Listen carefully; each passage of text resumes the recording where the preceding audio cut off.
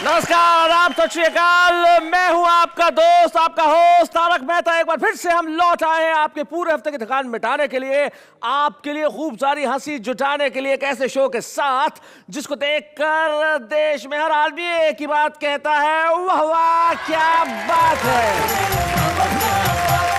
विज्ञान ने इतनी तरक्की कर ली है कि इंटरनेट पे शादियां होने लगी है, मोबाइल पे ब्रेकअप, और ऐसे ही चलता रहा तो वो दिन दूर नहीं है जब बच्चे फैक्स मशीन के जरिए आया करेंगे।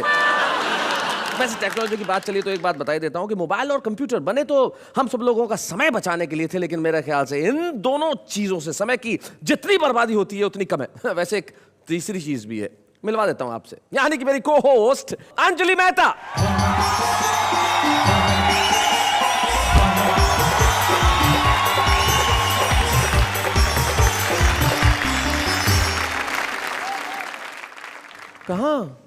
कहाँ रह गई आज? मुझे लगता है टेक्नोलॉजी का इस्तेमाल करके ही बुलाना पड़ेगा। कहाँ है भाई इसका नंबर? 98 एंटर। वाह वाह क्या बात है। ओह, आप मेरी तारीफ कर रहे हैं? नहीं, मैं शो का नाम बता रहा हूँ। वाह वाह क्या बात है, वाह वाह क्या बात है। Oops, this technology. I don't believe in technology. क्यों, किस लिए? अरे बाबा, मैं टेक्नोलॉजी को तब मानूंगी जब टेक्नोलॉजी कोई ऐसी उत्पत्ति करे जो ये बता सके कि मेरे दिमाग में क्या चल रहा है। ये तो इम्पॉसिबल है, तुम और दिमाग।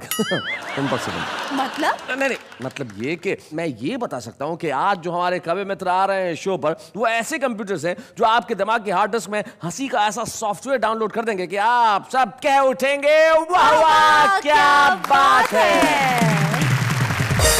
मैंने यमदूत से कहा, यमदूत भैया जरा जल्दी चलो, नहीं तो मल्लिका वाला यमदूत काफी दूर निकल जाएगा। सुनकर वह रोने लगा, बोला एक यमदूत वो जो मल्लिका को कांधे पर बिठा कर ले गया होगा, एक मैं जो तुम्हें ढो रहा हूं। ओबामा हिंदुस्तान आए जी। तो वो हिंदुस्तान आए क्यों? वो आए थे उत्तराधिकारी की तलाश में। हाँ। उन्होंने बिल्कुल नहीं की देरी, मुझको रायपुर फोन किया और कहा मिस्टर ब्लैकबेरी अब अमेरिका की जिम्मेदारी तेरी। शुरू में हमारी बीवी थी रंगीन, लेकिन टीवी था ब्लैक एंड व्हाइट। और जब टीवी आ गया रंगीन तो हमारी बीवी होगी black and white. Fast local छोड़ के हम जानबूझकर स्लो लोकल में सटकते हैं। अच्छा, विंडो सीट होते हुए भी दरवाजे पे लटकते हैं। क्या बात है। लेडीज डिब्बे की तरफ नैन हमारे मटकते हैं, सीआरपीएफ की आंखों में हम वो खटकते हैं। मोबाइल के बिना अधूरा इंसान, दिन रात बात कान हुए हैरान। राइट। मोबाइल ने किए हैं बर्बाद हम, सुबह डलवाए पैसे शाम को खत्म।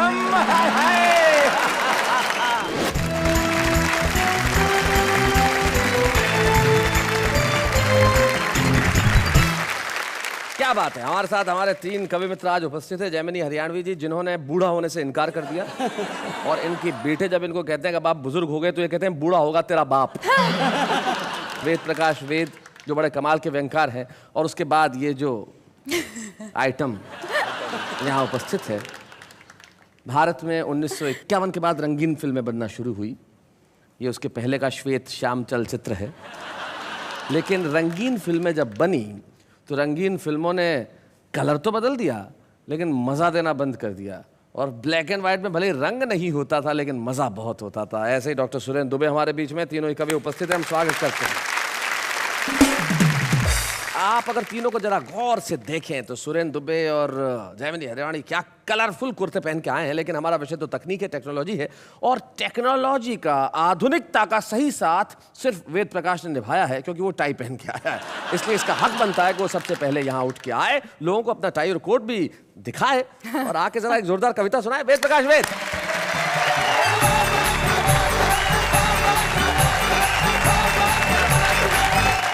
आप सबको नमस्कार करता हूँ जी। और आपको धन्यवाद देता हूँ कि मैं आपकी पहली पसंद बना। मेरी पहली पसंद में तो कोई खास बात नहीं, इनकी पहली पसंद में खास मैंने तो बात है। आपका नाम इसलिए ले लिया कि आपका भी सम्मान रह जाए।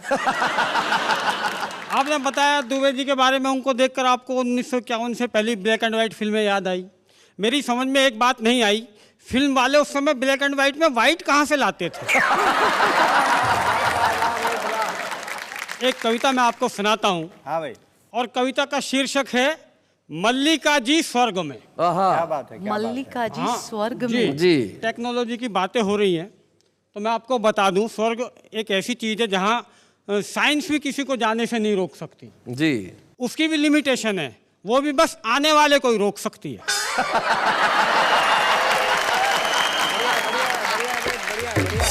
भगवान किसी को ऐसा सपना ना दिखाए जिसमें मल्लिका जी भगवान को प्यारी हो जाए। अच्छा। और मैंने देख लिया जनाब, और देखते ही ऐसा सदमा लगा था, यमराज को एक यमदूत इमरजेंसी में मेरे लिए भेजना पड़ा था। अच्छा। कवियों का हीरोइनों पर मरने का यह पहला प्रयास नहीं था। अच्छा। मैं तो इस मामले में 20वें नंबर पर खड़ा था, पर मरकर एक बात मेरी समझ में आ गई, मधुबाला के मरने के बाद जेमिनी हरियाणवी जी को अटैक क्यों पड़ा था। इन्हें तो डॉक्टरों ने बचा लिया, इसलिए आज तक डॉक्टरों को कोसते हैं। अरे हत्यारों, मधुबाला ऊपर चली गई और तुमने मुझे नीचे ही रोक लिया। एक डॉक्टर बोला, जेमिनी जी अगर ऊपर जाकर भी आपको मधुबाला नहीं मिलती तो आपका दिल नहीं टूटता। जेमिनी जी बोले, घर में जो ललिता पवार बैठी है उससे तो पीछा छूटता।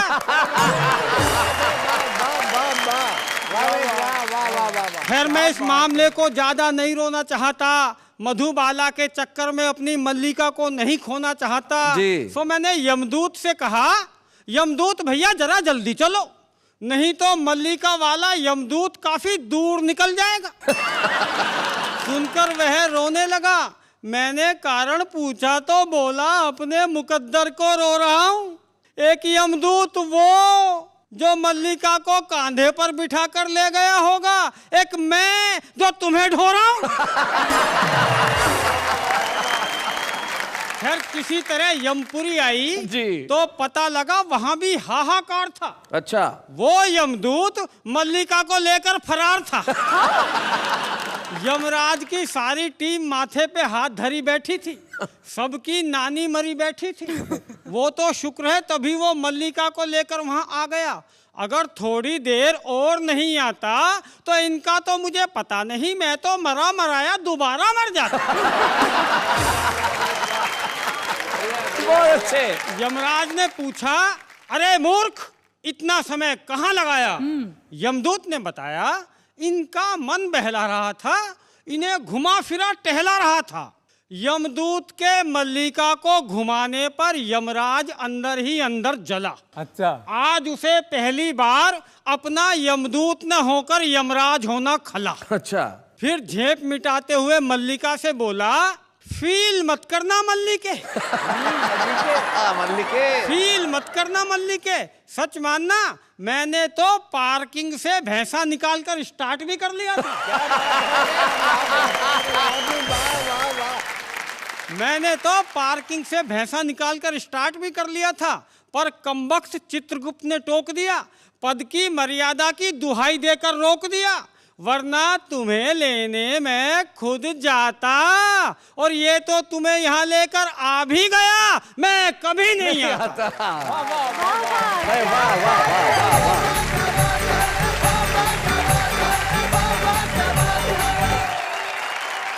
वेद प्रकाश, आपने अपनी कविता में कुछ कमाल की बात है कि ये टेक्नोलॉजी का ही कमाल है कि भैंसा भी स्टार्ट हो सकता है। एक बुढ़िया एक बस में चढ़ी, बहुत भीड़ थी, अब कोई सीट नहीं और कोई बिठाने को भी तैयार नहीं। ड्राइवर को दया आ गई तो उसने अल्टीमेटली उसे बोनट पे बिठा लिया, बोले यहाँ जगह है। कुछ देर बाद इनकी तरह कोई खूबसूरत सी जवान सी लड़की चढ़ी, हर आदमी सीट देने को तैयार, यहाँ बैठ जाओ, यहाँ बैठ जाओ, यहाँ बैठ जाओ, वो बैठने को तैयार नहीं। तो वहां से बुढ़िया ने कहा, बोले बैठ जा वरना कुछ साल बाद बोनट पे ही बैठना पड़ेगा। लेकिन जब हम तकनीक से बहुत ज्यादा व्यस्त होते जा रहे हैं, एक प्रसिद्ध कवि का दोहा याद आता है, वो कहते हैं कि फोन, फैक्स, ईमेल से पहुंचे इंटरनेट, खुद से दूरी बढ़ गई, जग को लिया समेट। हमने जग को समेट लिया है, लेकिन खुद से दूरी बढ़ा ली। लेकिन हमसे हमारी दूरी को मिटाने के लिए हमारे बीच में एक ऐसा कवि है जिसका और हंसी का ऐसा गहरा नाता है जैसा उसका और उसके रंग का। डॉक्टर सुरेंद्र दुबे।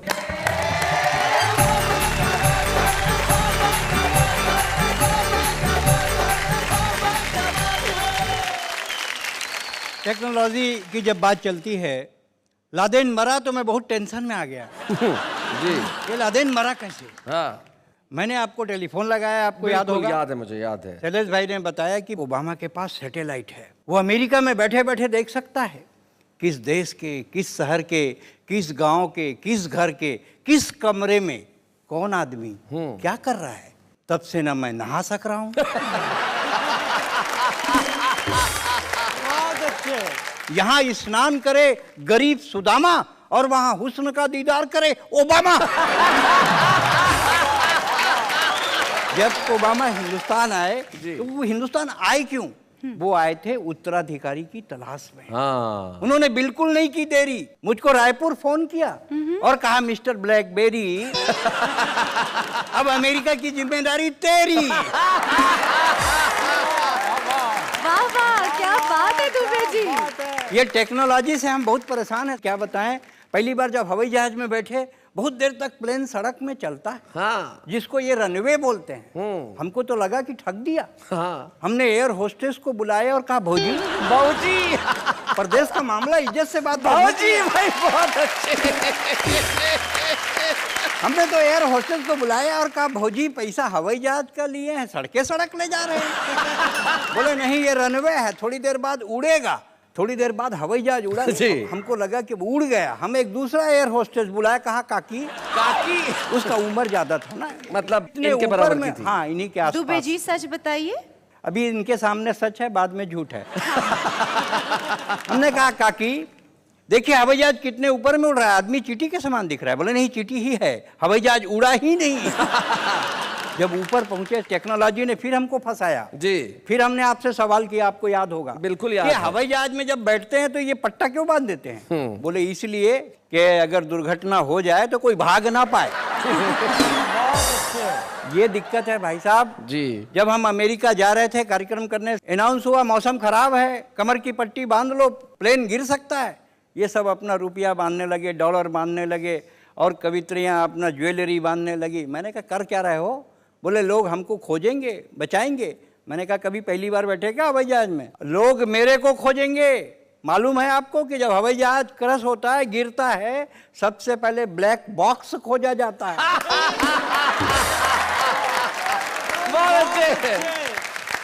बहुत बढ़िया। वाह वाह। अब हम अमेरिका पहुंचे, ये तो हमारे करता धरता थे।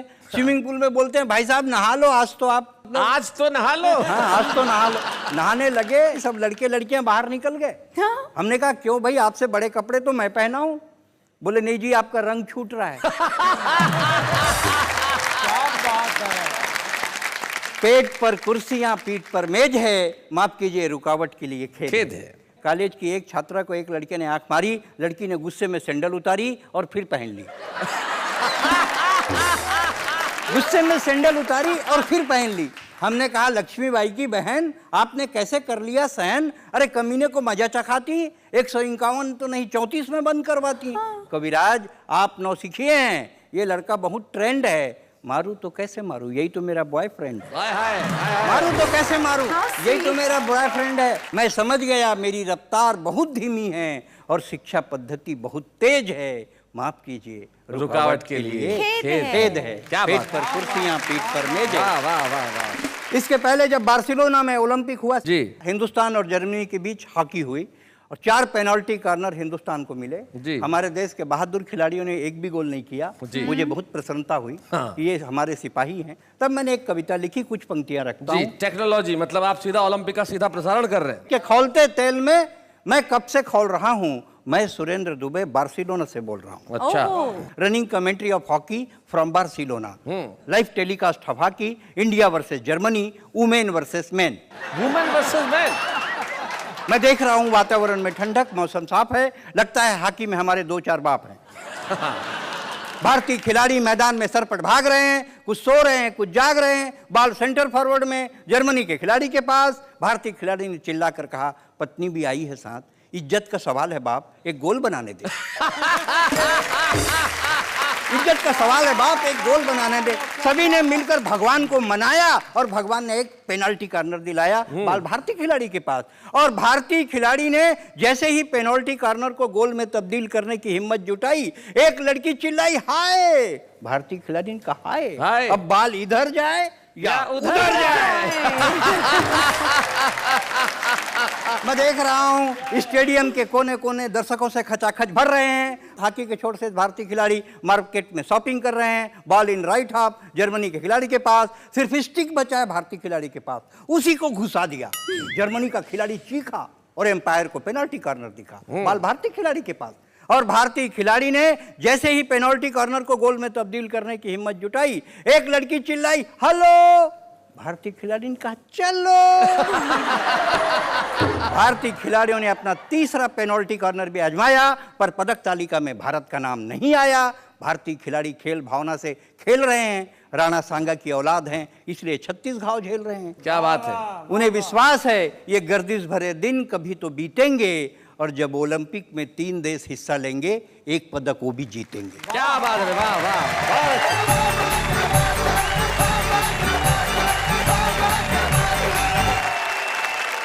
भाई बहुत बढ़िया डॉक्टर सुरेंद्र दुबे, जो आप हमारी हॉकी की स्थितियां बता रहे थे, और सचमुच हॉकी की स्थिति ऐसी हो ही गई है। शरद जोशी जी मुझे अचानक याद आए, भारतीय खिलाड़ियों के लिए वो कहते थे कि हमारा खिलाड़ी ओलंपिक में जाता है और हार के आता है। क्या बात। और जब हॉकी में गोल करने का जब भी मौका आता है, हमारा खिलाड़ी सामने वाले खिलाड़ी को झुक के नखलवी अंदाज में कहता है, पहले आप।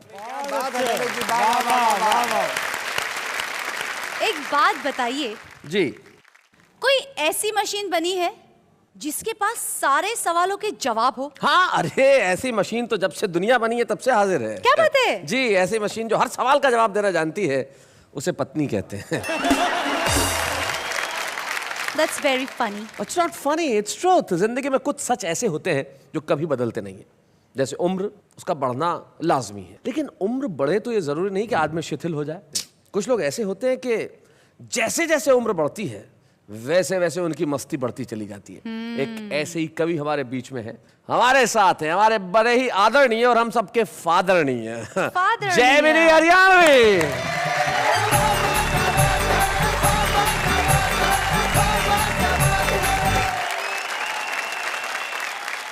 भाई मैं टेक्नोलॉजी की बात कर रहा था।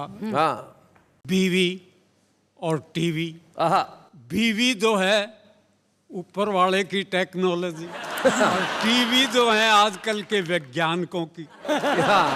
मैंने इन दोनों की तुलना करी है। अच्छा, टीवी और बीवी की क्या बात है? टीवी बनाम बीवी। ईब मैं एकदम साथ साथ कह रहा हूं जी कि हमारे घर में से मौजूद एक अदद बीवी और एक अदद टीवी।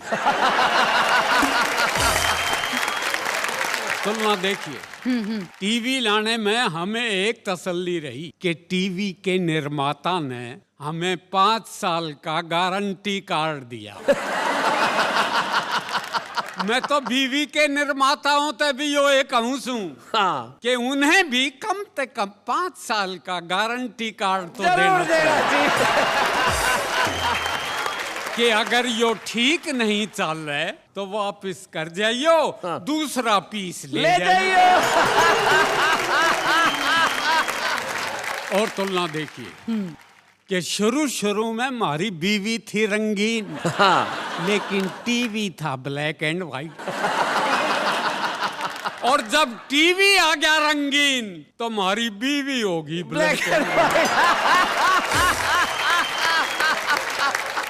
शुरू में दोनों ने प्रोग्राम दिए बहुत अच्छे,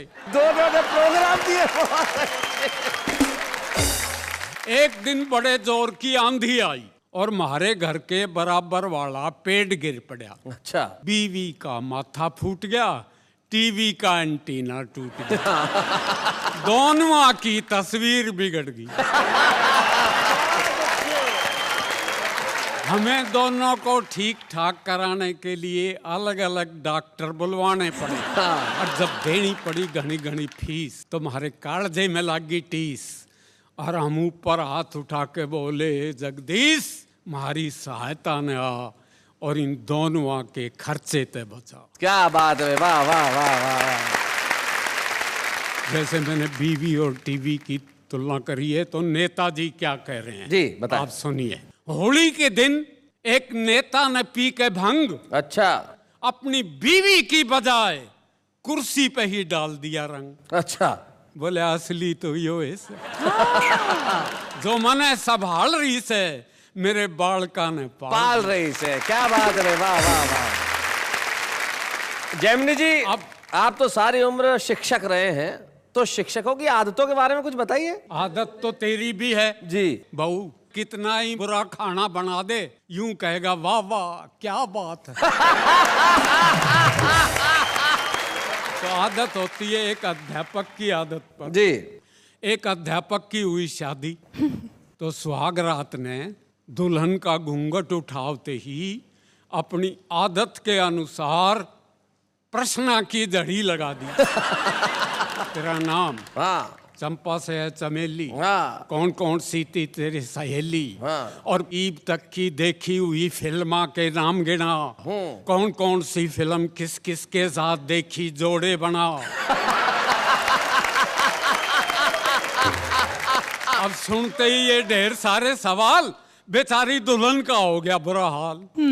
अपनी आदत के अनुसार उसका हौसला बढ़ाते हुए, उसकी कमर थपथपाते हुए अध्यापक बोला, घबरा मत, हिम्मत से काम ले, किन्हीं 5 प्रश्न का उत्तर दे। और भाई अब मैं शादी के ऊपर एक गजल सुनाना चाहता हूँ। जी, गजल के कुछ शेर सुना। शादी 2 महाकाव्यों को आपस में जोड़ती है, पिरोती है। हाँ। शादी से पहले रामायण और बाद में महाभारत होती है। ब्याहत गड़बड़ी हो गई, खाट मेरी खड़ी हो गई। और कंगने की ऐसी बंधी, हाय रे हथकड़ी हो गई। क्या बात है, बहुत अच्छे। हम कहें हम तो सूली चढ़े, हम कहें हम तो सूली चढ़े, वो कहें घुड़ चढ़ी हो गई। क्या बात है, बहुत अच्छे।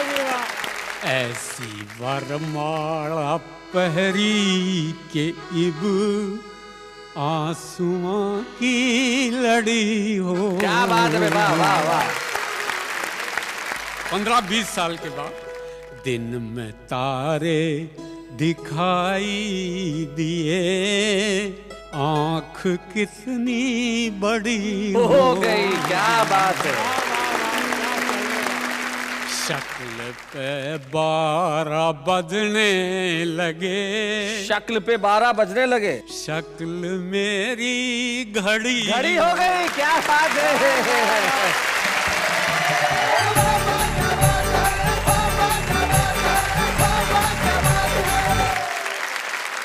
भाई जैमिनी जी, कमाल है आपका। 81 साल की उम्र, और इस उम्र के अंदर ये भाव, ये भंगिमा, ये अंदाज आसान नहीं होता।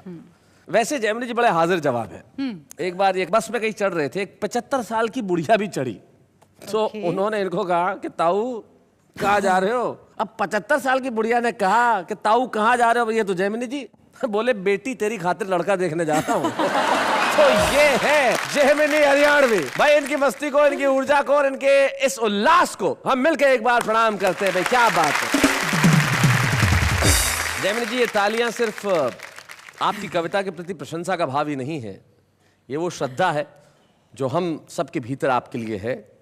आप जीवन के हर दिन को उत्सव मानते हैं, और जब ऐसा व्यक्ति इतने वर्षों से हिंदी कविता और हास्य के लिए इतने सालों से काम कर रहे हो, ऐसे श्री जैमिनी हरियाणवी जी का हम जोरदार करतल ध्वनि के साथ वाह वाह क्या बात है के मंच पे सम्मान करते हैं।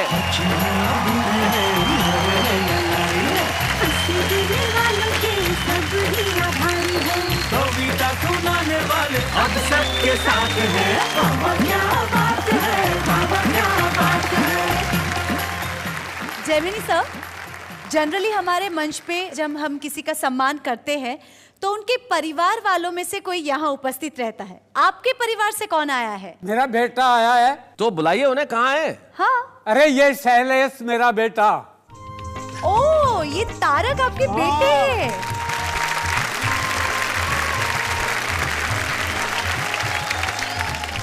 सबसे पहले तो बहुत बहुत धन्यवाद देना चाहूँगा इस बात के लिए कि जैमिनी जी मुझे पुत्र स्वरूप मानते हैं, मुझे पुत्र मानते हैं। ये एक ऐसा हमारा अटूट रिश्ता है। मैं चाहता हूँ कि जैमिनी जी शतायु हों और आज 81 वर्ष की उम्र में जिस तरह हमने इनका सम्मान किया है, जब ये 100 वर्ष के हों तब भी हम वाह क्या बात है कि मंच पे इन्हें बुलाएं, इनसे कविताएं सुने और इनका सम्मान करें। ऐसा ही होगा। क्या बात है। एक मकबूल शायर का सिर्फ एक शेर मुझे याद आता है। वो कहते हैं कि हम सायादार पेड़ जमाने के काम आए, सूखने लगे तो जलाने के काम आए। आज इस मंच पे सिर्फ जैमिनी हरियाणवी का ही नहीं, जिस तरह इन्होंने मुझे अपना पुत्र कहा है, मेरा भी हुआ है सम्मान। स्वागत, वेलकम, खैर मकदम उस कार्यक्रम में जिसका नाम है वाह क्या बात है। वैसे एक बात कहूँ, मेरे मन में एक सवाल आ रहा है। ओहो, आ गया। हाँ। आज बहुत देर के बाद आया, लगता है ट्रैफिक जाम में फंस गया होगा। चलिए चलिए, जब आ ही गया तो पूछिए पूछिए। मैं ये पूछना चाहती हूँ महोदय और आपसे भी जी कि ये टेक्नोलॉजी से कभी किसी कवियों का भला चला हुआ है कि नहीं? नहीं नहीं, बहुत भला हुआ है। इस टेक्नोलॉजी से तो इतना भला हुआ है, ये इंटरनेट और मोबाइल से देश में नए किस्म के कवियों की एक फौज तैयार हो गई है। जैसे कि ऐसी ऐसी कविताएं, ऐसी ऐसी शायरी। देखिए, जिंदगी बेहाल है, सुर है ना ताल है, मैसेज बॉक्स भी कंगाल है, क्या आपकी एसएमएस की फैक्ट्री में हड़ताल है? यार कुछ तो भेजो, ये मेरी मोबाइल की जिंदगी का सवाल है। तुम कल आना, पाउडर लगा के आना, पाउडर नहीं मिला तो आटा लगा के आना। जिस तरह आबाद का अपोजिट बर्बादी है, ठीक उसी तरह प्यार का अपोजिट शादी है। डैडी को किया था वादा, बनूंगी मैं टॉपर, पर देखो नाम आ गया मेरा ब्लैकलिस्ट में सबसे ऊपर। रोगे तो हंसाएंगे, लूटोगे तो मनाएंगे। हम 3 इडियट्स के रांचो हैं, गजनी के संजय नहीं, जो 15 मिनट में भूल जाएंगे।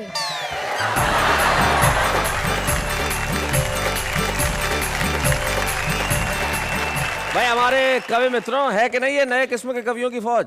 ये जो मोबाइल पे एसएमएस पढ़ पढ़ के जो कवि बन गए हैं, क्या बोलते हैं दुबे जी? 2-2 लाइन की कहीं से भी उठाए और कहीं भी घुसाए। समा परवाने से कहती है, हाय हाय, दूर हट परवाने तेरी नाक बहती है। सर एक मिनट, सर मैं भी कुछ सुनाना चाहता हूँ। सुनाइए। नहीं, वहाँ के मैं भी कुछ लिखता हूँ। क्या नाम है आपका? सर जयंत। जयंत, क्या बोलते हैं? बिल्कुल सुनानी चाहिए। क्या दिक्कत है? बिल्कुल आना चाहिए। तो जरा तालियां बजाइए भाई। आइए, आप भी सुनाइए, क्या सुनाना चाहते हैं? आइए।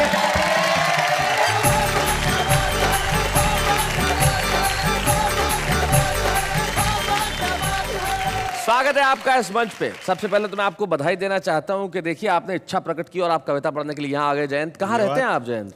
सर मैं मुंबई में रहता हूँ। मुंबई में रहते हैं, क्या बात है। और हिंदी में कविताएं लिखते हैं? हाँ सर, मेरी मदर टंग तो मराठी है जी, लेकिन मैं लिखता हूँ हिंदी में। क्या बात है।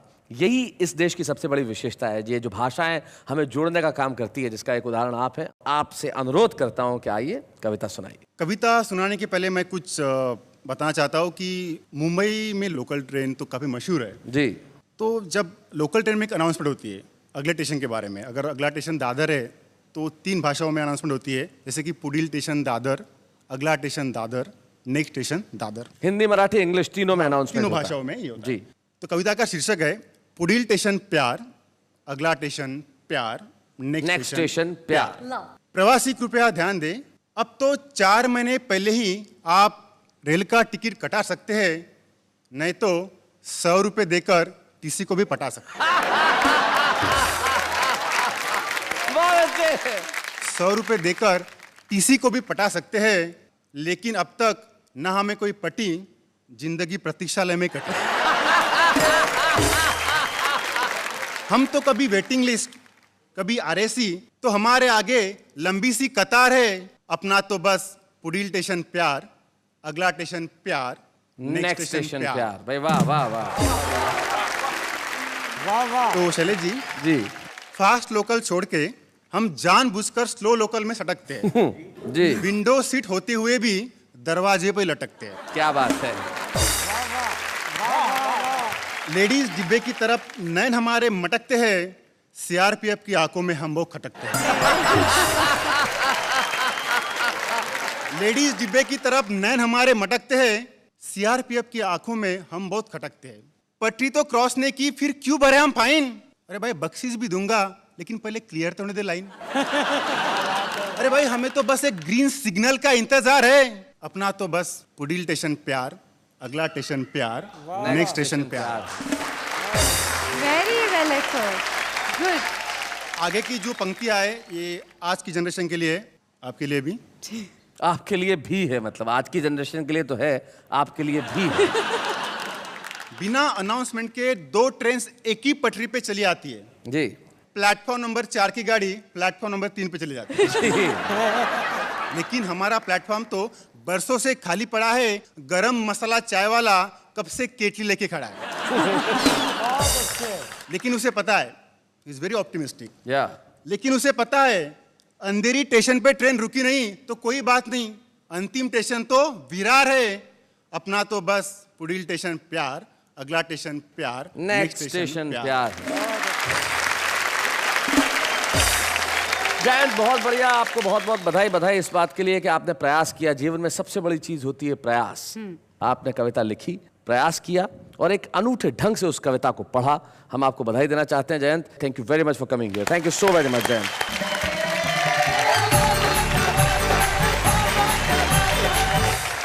शैलेश जी, क्या बात है। यही तो बात है कि क्या बात है। देश का हर आदमी एक दूसरे से पूछ रहा है कि क्या बात है। और जब एक आदमी पूछता है इन दिनों कि क्या बात है, तो वो कहता है वाह वाह वाह क्या बात है। हाँ तो बताइए कहाँ है हमारे छुपे रुस्तम साहब। हमारे जो छुपे रुस्तम हैं वो बड़े रस भरे हैं, क्योंकि ये भगवान भी है, मकरंद भी है, इनके पास कविता भी है और छंद भी है। तो लेके आते हैं हम हमारे छुपे रुस्तम भगवान मकरंद को।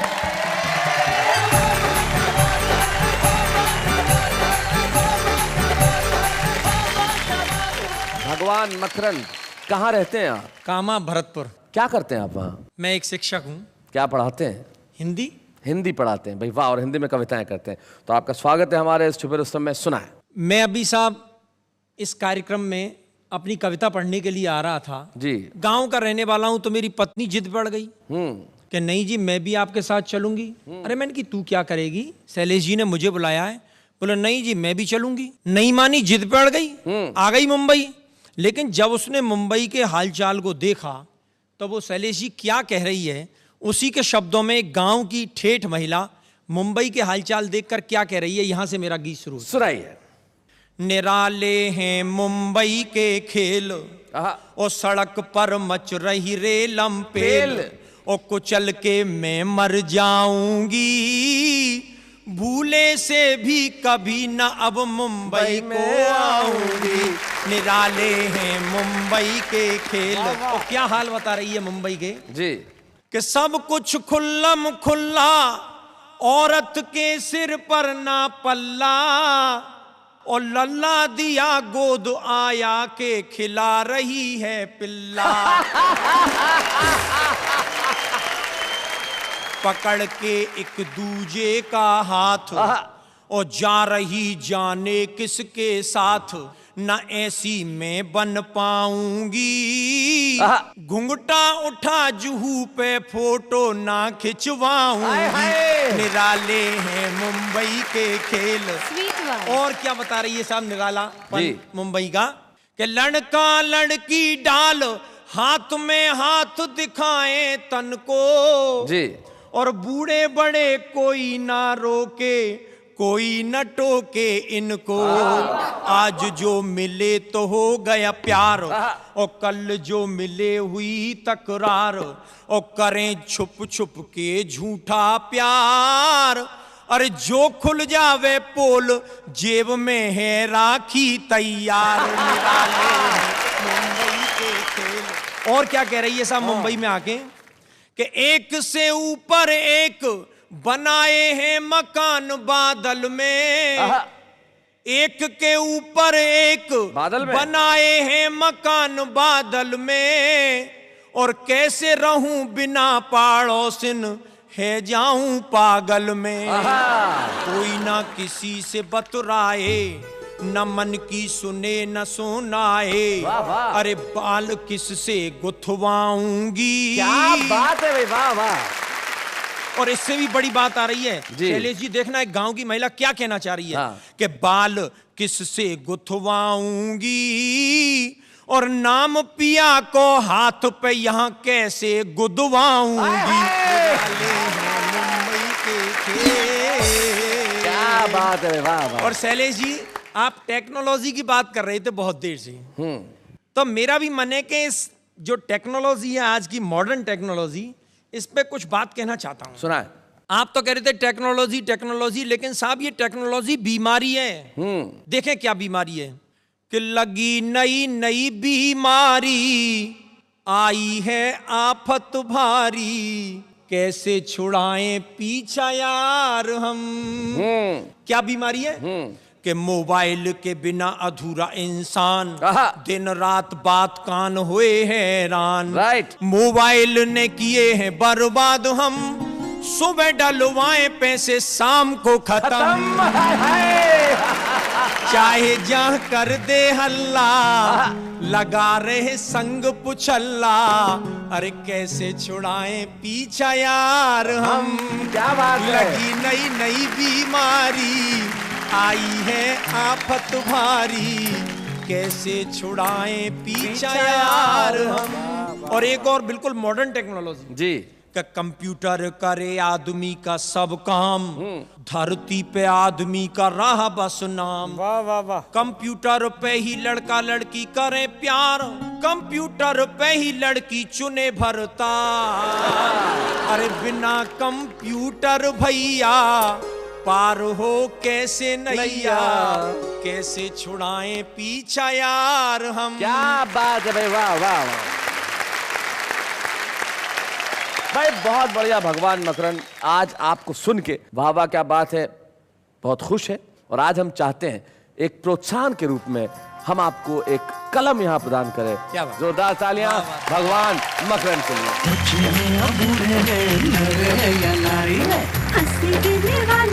सब ही आभारी है, कविता सुनाने वाले अब सबके साथ हैं। तो भाई हमने आज यहाँ पे एक प्रोत्साहन चिन्ह दिया भगवान मकरंद को कि ये छुपा रुस्तम छुपा नहीं रहे, सारे देश में इसकी विजय पताका फहरे। किसी एक शायर के दो बड़े अच्छे शेर मुझे याद आते हैं। वो कहते हैं कि वक्त जब अच्छा नहीं होता है कोई भी अपना नहीं होता। क्या बात। वक्त जब अच्छा नहीं होता कोई भी अपना नहीं होता, और साथ है जिसके तसव्वुर तेरा वो कभी तन्हा नहीं होता। तो इनके साथ तो हमेशा तसव्वुर बना रहेगा कविताओं का और उस कार्यक्रम का जिसका नाम है वाह वाह क्या बात है।